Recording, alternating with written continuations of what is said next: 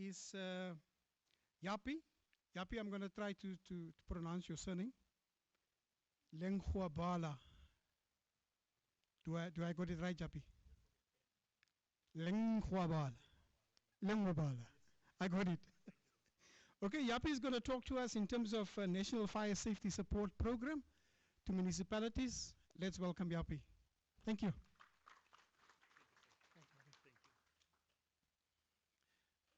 Good morning, everyone.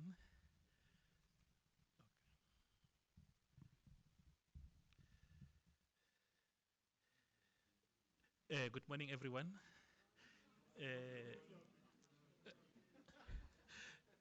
As the program director has just announced, he said my name very well. I won't repeat it. I think I'll be spoiling what he just introduced yourself.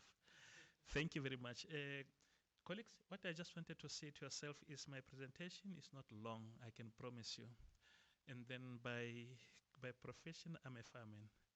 You know, we don't talk a lot, we act a lot. Now I can promise you that we'll be finished. It's only 2 slides, and then we'll be over. But what we're going to talk about for today, as I said, sorry for those maybe who doesn't know.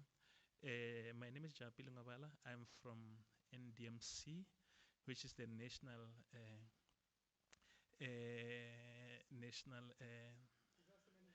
Disaster Management Center. And then in the country, in short, what we are doing is we are a branch of COCTA, and therefore we do have also a directorate that is called Fire within it, and then that's where I am responsible. Now, what we are saying is we are just coming to share with yourselves what is our role currently, because I think all of you will know that the fire services in terms of section 4B of the Constitution is an entity of the local government. Now, meaning that you know that all government policies and whatever, there is no one that is senior to one another except the Constitution. Now, in short, we are just complementing what the local government is doing in terms of the fire services. Now, that's where we come in. And then, as I said, even myself, I am a fireman, and then by profession, and then that's where I come from. My presentation will outline the following issues. Number 2, it will be the purpose, and then from there after it will be the background, and then the legislative mandate, and therefore it will be maybe the risk analysis within our municipalities, and then from there it will be our intervention and then strategy. Those are the 2 or 3 things that we'll be talking about, and then I think you'll also check where maybe yourself as our private sector and then fit in. But I can tell you that by the time that I was here since early this morning, and then I felt that I came to the right group. And I can tell you that between ourselves and yourselves, we can move, the ground. And then I think even Marius is also agreeing with me on that, because he have seen that what we talked about, we said everything here within the house, in short, is just what we need to talk about is a collaboration, and then how do we collaborate, and therefore we need to put training within that, and then an awareness, so that we make our community to be aware of what they have around them, the risks and all those things, and then also how to deal with them. That is what is important. And then we are here with the single purpose of making our country to be safe. Now, moving forward, I will say that okay, I told you about this one already, and then even this one, and then I've just mentioned, and then we just mentioned the 3 things that we said that we'll be talking about, and then also the 3rd one will be the summary of the findings when we were doing the assessment within our municipality right through the country, meaning that we understand what is happening in our country in the fire services. I think even the colleagues that were sitting here on the table, on the panel, I've heard them clearly what they were talking about. And in short, they raised what is actually the main risks that we have within the country. You know, the people that we hope they will also be protecting the country in terms of whatever we have within the country in terms of our community, including the properties and then of different nature. in some areas they are not trained, and then in some areas they go with the wrong PPE and all those things.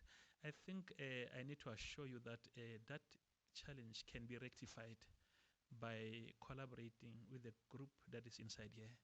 As we said that between ourselves, we just want to just sit around the table and then share what each one can do and see how can we join hands, and then we'll take it there. I can promise you that our country won't be the same. And then going to the background is the one that we just talk about now, and then to say that in terms of the constitution, our role as NDMC, it is on section 154. Our role mainly is to support our local authorities. As we know, colleagues, that the fire services is fully the entity of the municipality. Now we are not taking over that function ourselves, and then but we do support them in whatever they are doing, and then also assist in the right direction, and then so that our communities or even the property within the country can be safe. Now the biggest issue is here. As I said, that I'm not going to be long, and then most of the speakers has already covered me also on this one. What I can share is we have dealt with the assessment of the municipalities right through the country, and then I can share with yourself to say that over 100 municipalities we went, and then we find the commonality in terms of their challenges. And then one of the things we find that let me start, training is also a challenge, because as the members have said, you know, in the fire services you don't just read about it, and then you need to have those that lead so that you can learn from them. It is not something that you read about it and then you can do it yourself. You have to have those that are in front of you show how to tie the knots. And then we find that unfortunately we don't have that succession going well in our municipalities. Now it means that we started having the issue of the lack, and then of, maybe if I can call it, the know-how.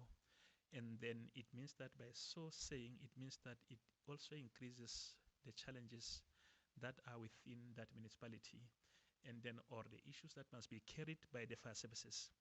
And then that is one problem. Now going inside it and then in details, I can say that as we said that they are sharing the common thing. You'll find that I think one of the speakers said the replacement strategy within the municipalities is a challenge. You find that we lose very skilled technicians or firefighters, and then you find that those people are not replaced as they are supposed to be replaced, and you find that that gap stays there forever, and you find that it even affect the entire performance of that service within that municipalities, and then of which is a big challenge. And then the other thing, you find that even though situation is like that, you find that it doesn't show that there will be a hope of improvement anytime soon. The little firefighters that we're still having, those that are trained.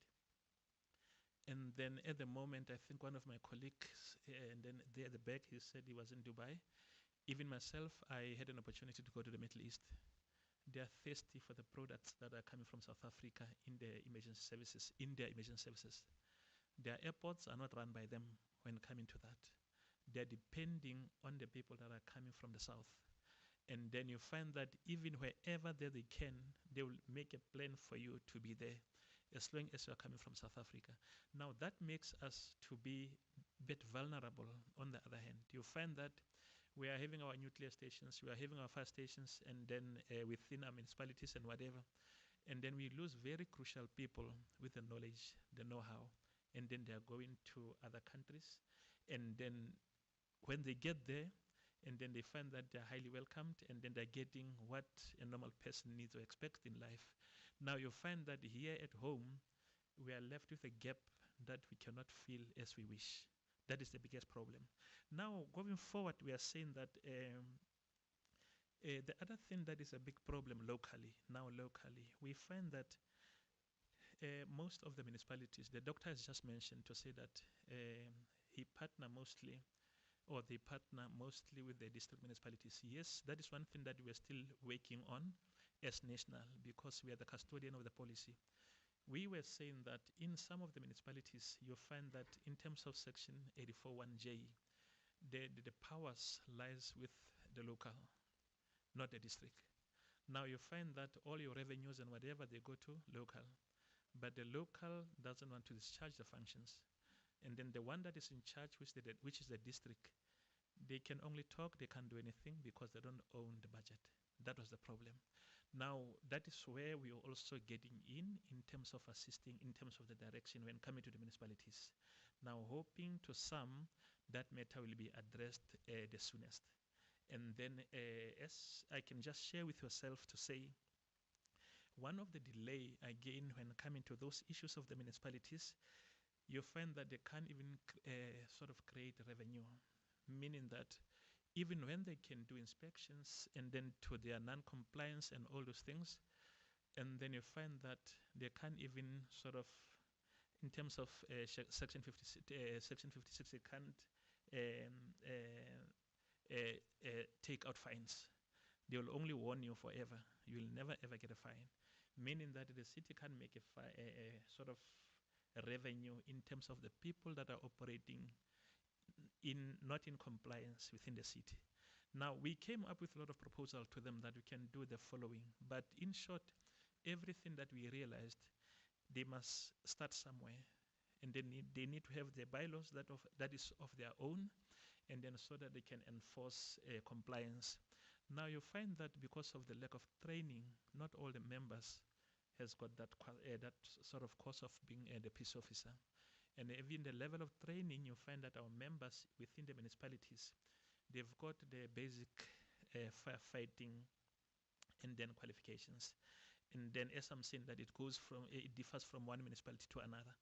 Now, going forward, you find that one thing that will assist such municipalities is to try to assist them with these short courses like the one that you talked about, and then of the peace officer. Now, the other thing is capacity shortage or the lack of capacity within the municipalities. You find that some of our municipalities, there are those that are assisting us in terms of food security, like mainly the Free State, as you know, that is mainly agricultural, and then even the Northwest.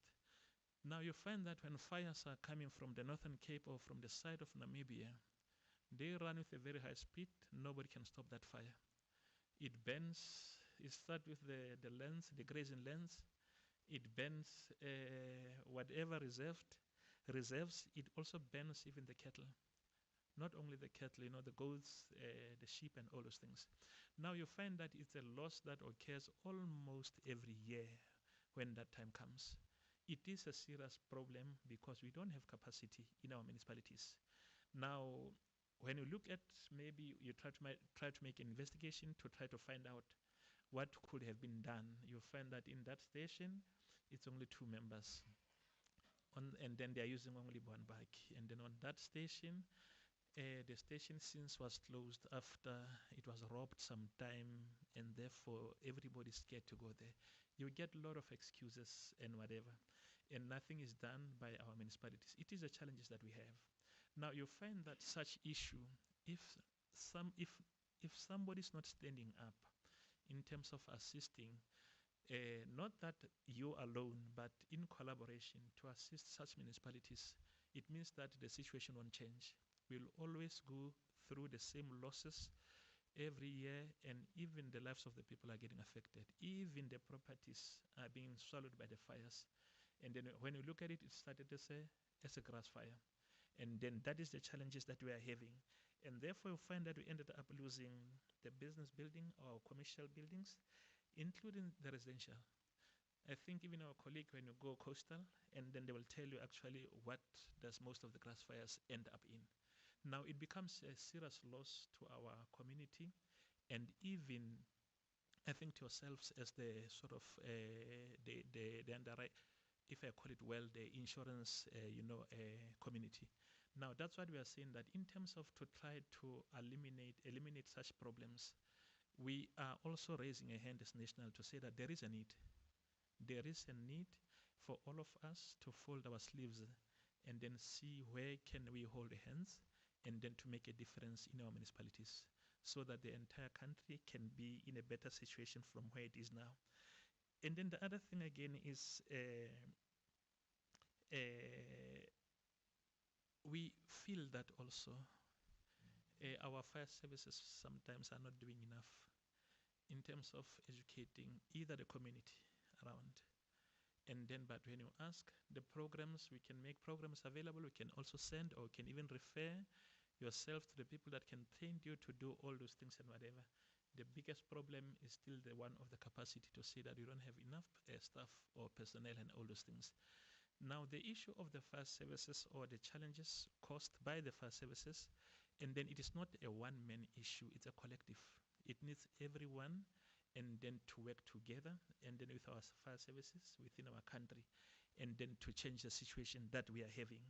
And then I talked about the issue of the lack of a capacity. We don't lack only, the manpower within our fire services in the municipalities. When you go there, you find that when talking about the vehicles, they will tell you that no, that one, it has been like that for the past 6 months. And then that one, you'll find the grass is as high as myself. And then around the fire engine. And then when you ask what happened there, they said, no, the problem was the battery. And then they said they're still going to order another one and things like that. You find that all the explanations that we get, they don't warrant some of their resources to be in a state where they are when we get there. Now, I'm just saying that to yourselves as, the business people around us and whatever. Some of the properties can be saved if maybe we can be closer to our fire services or municipalities, because you find that the vehicle that is standing or that started standing with a flat tire, they cannot afford another tire, they are waiting for whoever and whatever. It is standing. It means that there will be properties that will be bent down to ashes because those resources are not uh, are not um, are not in operation. They are off operation. Now that is why we are saying that those are some of the little problems that I'm sharing based on our findings and then in our municipalities. Now the appeal that I'm making is, as national, we are also a state department. We don't have the budget that we must spend for the municipalities. And then the little that we can do, we can make recommendations. We can assist them in terms of maybe either training and doing other things, but we cannot run or we cannot take over the municipalities or the fire services within the municipalities and run them by ourselves. But I think that all of us, we can make a change on that one. Now, what I want to come to is we talked about the issue of the powers, the issue of the powers of functions. I said that in some of the areas, we managed to assist them to say that no, this issue, in terms of the law, it is allowed that it can be sort of gazetted and then be taken to the MEC, and then it can change the issue of the powers of functions, and it can be done, and it is practical. Now, some years they will definitely start acting on that and then ask for guidance from us and all those things. But others, they will say to yourselves that no, other challenges, they still have to go through the council, and you find that they've been to council forever and then nothing is happening. Even today, they're still having the problems of that nature. Now, those are the things that we still get, and then within our municipalities. Now, what we are also saying is we are assisting them on that one, and then some of them we said that now we will assist you with the latest bylaws that are relevant to your own municipalities, and then with tariffs incorporated. And then, but as you know, even if we do that, the council must approve that. Now you find that such issues, it's a bit of a challenge sometimes, and then when we deal with them with our municipalities, yes, I admit it is a challenge. But we are believing that I think some of the negotiations or talks that we can do, we do have some of your organization in the house. Some of them are running training institutions. Some of them, they can even do the generic bylaws. If we as national don't get to every corner of the municipalities in the country, you can assist us. We can join hands and then we can deal with that. Because when you talk about training, other people will tell you that, no, I'm from the furthest corner of Eastern Cape. and then we are only three on a shift. Now, if you say that I must come to course where in Gauteng, I mean, I don't have anybody to pay for me for the accommodation, and then for you find that it becomes a problem even to yourself that want to assist. Now, but I'm saying that maybe if we can be together in such issues, and then I think it can alleviate some of the challenges that we are having. There where maybe some of you are having either offices in different provinces and whatever, maybe some of them can be assigned in terms of assisting in one of the some of the challenges that we do have, and then as a country, and then in running our municipalities. And then that is one other thing that we can be doing. And then the other issue is we are preaching this way to say that building capacity within the municipalities, and then by doing or training them in the following areas. We set on bylaws, that one we are doing, and then on Sunstein 400, and then fire investigation, and then prevention, and other courses. There are institutions in the house here that can definitely sort of give those courses. They must just be paid for and then come to the courses. Now, as I'm saying that if, as we are doing it, we are not doing enough based on the number of the municipalities that we have that are having the same or the common problem and then within the country. And then we believe that if maybe we can also be getting the assistance of saying that we will recommend, as we have been recommending to all our municipalities, to say that the way to go nowadays, gone are those old good days where you used to have more resources and then than whatever that we can think of. And then now the approach should be changed, should be different. The issue of being reactive is something of yesterday. Some of the things that you used to have, you'll never ever had them in your lifetime. Now we need to change from being reactive and becoming proactive. Let's rather work on training people to protect their own country or their own municipalities. And then instead of depending on the response, that thing they don't afford it anymore. They cannot afford it. One of the challenges I think that I can share with yourselves, and then is the one that Dr. and then has spoken about here. You find that water within the municipal, the infrastructure, there's no water in town. In town, there's no water. And the fire services are relying on water if something goes wrong. We don't talk about in the settlements where maybe the community or the people are staying.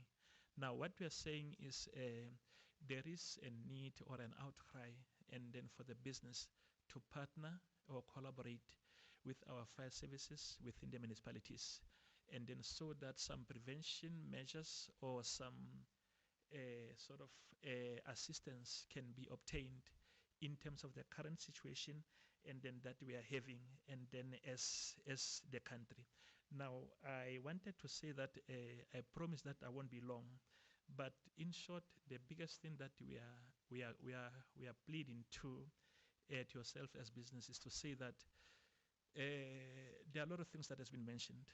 We know that in some of the areas, because of the challenge of the load shedding and whatever, and then our people are opting for the solar panels, and then that are also driven or supported by these lithium batteries. And then I'm saying that a lot of our people, including the owners, they don't know what to do in a case of emergency. I'm saying instead of us losing the entire property just because of the little knowledge in the approach of such equipment that you have, with the intention of alleviating your problems of being without electricity, let us not allow such good things to sort of disadvantage us on the good plans. And then let us get together and then assist our people. If we have to come in as national in terms of assisting, training the people or our committee in terms of that, and then definitely we'll see what we can do together. But as I'm saying that, we are also preaching that to our provinces to say that don't stand back. Let's approach our businesses. Those that are around the mining areas and whatever, let's approach our mines. Let us look into the issue of being in partnership with them. And then it will make a difference, because some of the things you won't have them through your budget. And then that is why I'm saying to yourself that the appeal that I can just share with yourself is that one, based on what we are doing. Now that we are a national department or we are a department of government, we are not having a budget separately to deal with what we are talking. talking about today. And then we are just supporting in terms of making recommendations and then to them. But the biggest one is to partner with our private sector to assist us in some of the training to our members within the services. And then in some of the areas, maybe you might find that we might get some of the equipment that you are looking for. Some of the vehicles, as I said, they stand because of the minor things. But I think if we can raise that issue to say that our vehicle has stopped, why? The problem is this one. Maybe you might get some of yourself that can say that we can assist you so that you can be on the road. I think, in short, for today, allow me to say that it is enough, and then for today, for that one. And then, as I've said that on the last bullet, we are saying that we are committed in partnering with the municipalities and other stakeholders to make our country safer. And we are also saying on that one to say, if I have to share with yourselves, there are some of the institutions that we have partners with in here as national. But allow me not to divulge the names. And then, but we do have them here. And then they are here within ourselves.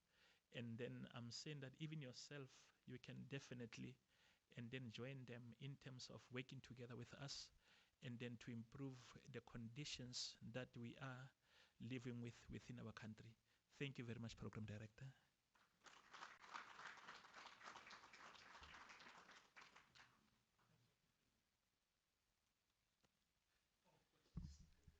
Yeah, we're gonna allow for general questions. So I think maybe it's fine. Maybe let's start at this stage. Let's just give Yapi another end of applause. Yapi, thank you for highlighting your position and the function within COCTA. I think Sophie had a question earlier, and I think Sophie, Yapi might be your contact person. Okay, colleagues, I think we're going to open for questions and answers. We're not going to have a long session. If there's no questions, then we'll move on. Any questions pertaining to the whole event of the day that you might have wanted to ask, but you were not offered the opportunity to do so? Okay, there's a question there. Do we have a mic? Pamela, I'll give you you second. The gentleman in the middle.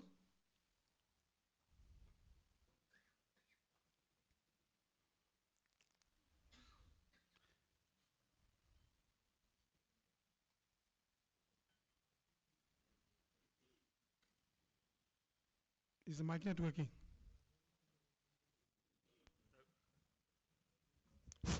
There it goes now.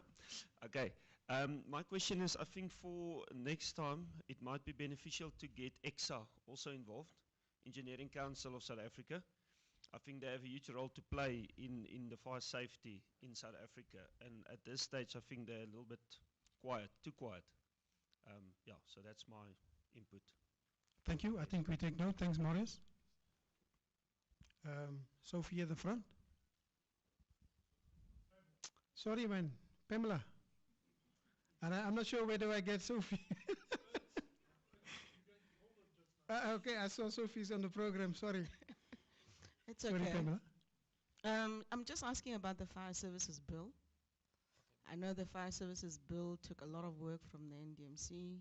Dr. Kangale can attest to that if he's still here. How far are we in terms of that bill? Thanks. Thank you very much, ma'am. Ma'am, regarding to the fire services bill, and then as you know that from us, and then it is going to other sister departments, and then before it can be served under the parliament. But in short, going straight to the question, it is now in the hands of the state law advice, the last body or last department, before it can be handed over to the minister. That's where it is now, ma'am, as we are speaking. Thank you. No, it's the same question. Sorry, I'm going to be a little bit hard. ... This fire services bill solves a lot of stuff in terms of resourcing fire services, a central view, dashboard view for the president. Why is it taking so long? Understand? Yeah, let's leave it there. I'll let you fill in the blanks. Thanks. Thank you very much, ma'am. As if I can just share with yourselves, and then I'm just talking under correction. And then we were sort of also informed that there's also a criteria that is used to take maybe, legislation papers, documents, then to the cabinet and whatever.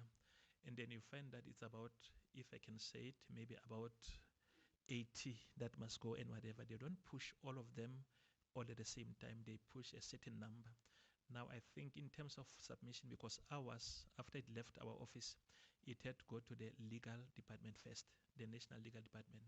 Then thereafter, it had to be taken to the state law advice.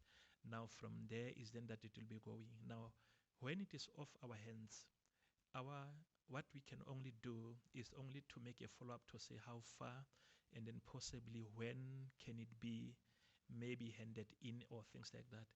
It is not like when it is directly under our control. And then that is the minor dilemma that we are having on that one, ma'am. Thank you very much.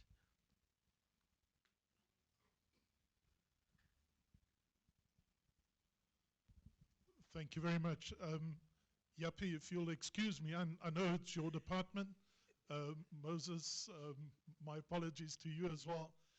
So from a person that's outside of all of that, I'm going to give you an answer. Have a look at that department. I spoke to that man the morning after there was an announcement that said, congratulations, Pravin is out, some new guys in.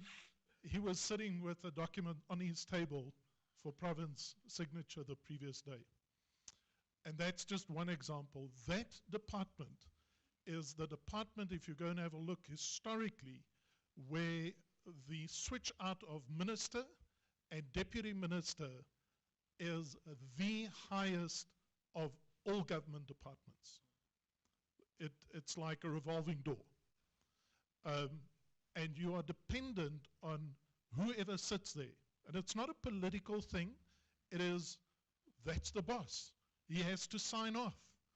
He gets kicked out, new boss comes in, the new boss says, wait. Prove to me that this is necessary. 2 years worth of work goes into proving to the new boss. But half a year later, the new boss is out again because we thought that, and then, so that's unfortunately, and it's not that the government doesn't like fire services.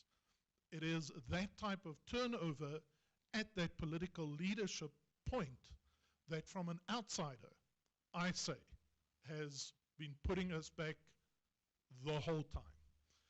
I am so glad, because this is not the only piece of legislation that I've had the privilege of being involved with.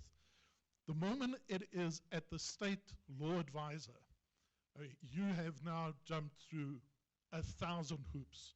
So that makes it in the home stretch. Unfortunately, the home stretch can still take a little while. Thank you very much, sir. Any last questions? Okay, maybe from my side, Moses, just a question. I saw you were talking about the disaster management framework. From a some perspective, you were referring to, was it risk reduction? And I wanted to find out, how are you involved, for example, in fire breaks? Or do you, what is your role in terms of risk reductions? You've mentioned a few areas. So what is your physical involvement beside the stormwater project that you currently work on? Sorry that I put you on the spot. I just wanted to It's check. fine, it's fine. No, look, we involved in, it depends on area. You know, we did a fire break in the winelands last year, before the fire season in the Western Cape start. So, but the issue with fire breaks is it's a bit tricky, because you have a legislation that places the responsibility for risk management at the landowner. You know, so you don't want to do it such that a landowner sort of pulls back and thinks somebody will do it for them. Okay. So it has to be well thought out. We did a fire break for a school, which was extremely vulnerable, where we thought that we could make an impact. If there's a big fire, you could then protect the school. So, but we do in a very targeted way. You can't go blanket and say, no, I'm doing fire breaks here. because then landowners then neglect their responsibility. And then coming to the point that Marius raised, yes, it's unfortunate that, and Etienne knows, I mean, I sat there for 10 years and I've dealt with over 10 ministers. And that dragged the process of finalizing the fire service legislation. Because at the time when you think you are going in, then the minister is changed.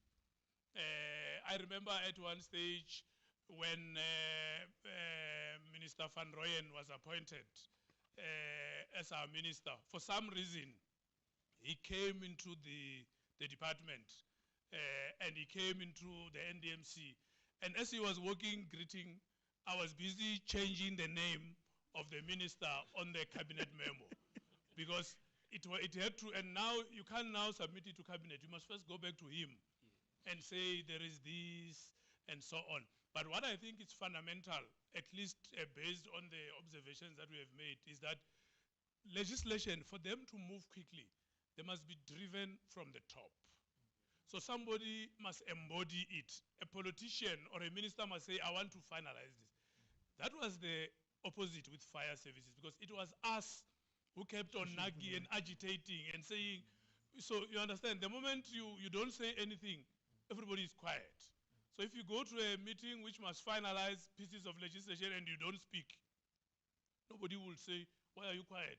You see, so it needed to be driven from the top so that it can move, because it's a politically driven process because of cabinet's involvement, the subcommittees, and so on.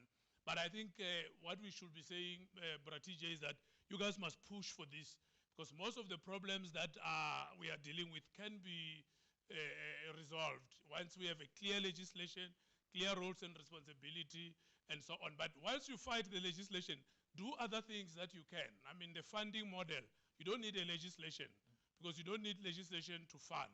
You can go to Treasury and say, I need a funding model. This is my problem statement. So that you don't wait for the legislation to solve all the problems. You solve what you can with regulations, with standards, and so on, whilst you wait, because it's going to be probably be more complex now after Friday, because you don't know how that environment, we have not tested it as South Africa. So we are all going to go into a very uncharted territory. So you don't know how frequent you're going to have changes. But let's hope and pray that they are not the way they were when we were at Cocta, where we had a minister every 18 months. Thanks, Api. Thank you, sir. Thank you, President Director. Colleagues, I think we've come to the end of the seminar. From my side, thank you very much for listening so attentively. Before I hand over to Kennedy and Sophie to come and do the Thanksgiving, I'm going to ask all the presenters that presented, including Pamela, to come to the front after we finished with the Thanksgiving, just to take a few photos and just thank you in person. Okay, so I'm going to hand over to Kennedy and Sophie to come and do the closing and Thanksgiving. Thank you. Let's give them a round of applause. It's just me. Thank you, Program Director. My name is Kennedy Safadi, and I recently joined FPASA as the Insurance Project Manager. And this is the 2024 Fire Protection Association of South Africa, InFIRes, that's coming to an end. And I'd like to thank the following individuals. Pamela Ramachaka, thank you for gracing us with your presence, ma'am. Des Schnettler, Pierre Malebe, Nicholas Allen, Willem Venter, Anthony Schwitz, Jasmine Jansen, Dr. Moses Kangale, former Chief Yapi Lengwabane. And in closing, I'd like to cite a great statesman, not a statesman, but a noble man, Mahatma Gandhi, who said, in order for us to reach our greatest potential, we ought to give ourselves in service of others. And we're all here giving ourselves in service of those who do not know that they need our service, either by installing, by legislation, and by turning out as a fireman. And I'd like to say thank you all for coming and gracing us with your presence today. Thank you.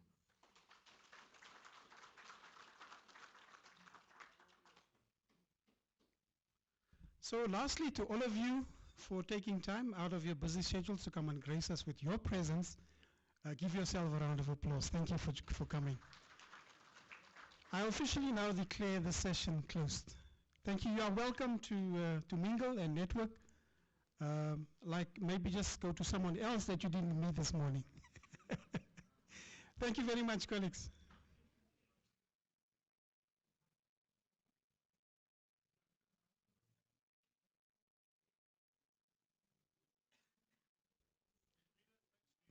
Can we just ask all the presenters to come to the front?